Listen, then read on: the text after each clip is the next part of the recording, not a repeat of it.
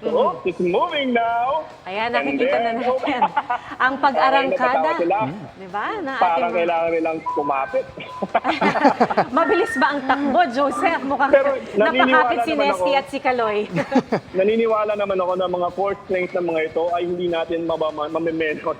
So, kahit sila ay mag-ugtul-ugtul dyan, ay kaya nila. So, there they go. Our very proud Filipino athletes, Olympians, nag-represent sa atin sa 2024 Paris Olympics at iikot na sila sa Maynila. Ang kaliwa niyan, Pia, ay dito na sa Ross Boulevard. So it's going to be a quick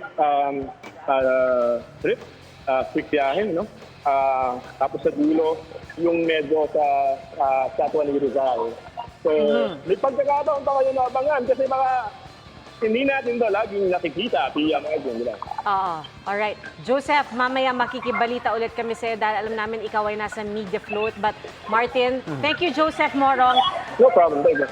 Martin, truly a proud moment para sa lahat di ba? Hindi lamang para sa mga atleteng Pinoy, kundi para sa atin na ngayon lang nakasaksi ng ganitong homecoming parade para sa mga atletang Pinoy. Isa sa mga pinaka-engrande na pag-welcome sa mga modern-day heroes natin